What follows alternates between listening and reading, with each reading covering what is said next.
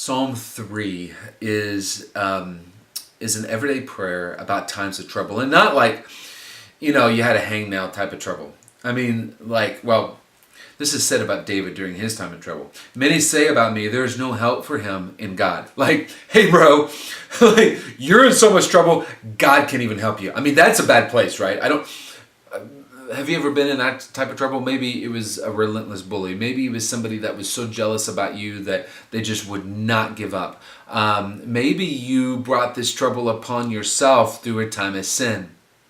And look, it is in those times of trouble that we seek our own salvation. We try to seek revenge. We try to find ways to humiliate that other person. We lawyer up. We hit send on the tweet, the Facebook post, the email that will just put them in their place. We dream of all these scenarios of how we become the one with the upper hand. This was written about a time where David was running from his own son Absalom, and Absalom was trying to kill David and take his throne.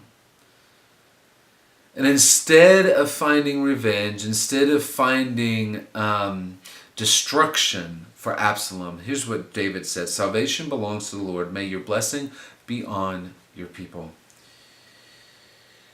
He was willing to go through even deeper and darker times than what he has already gone through in order to make sure the salvation that he experiences is only from God, and that David had no hand in the destruction of his enemies, his own son. How do we know this?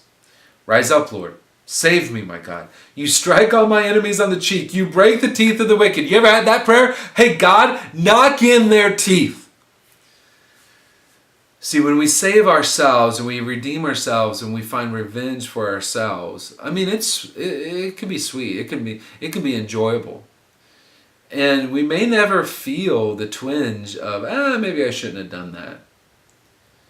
But when we allow God to fight for us, the defeat that he has for our enemies is deeper than anything we could ever do for ourselves. And on top of that, when we walk away from that situation and God has saved us, we have a conscience that's clear, man.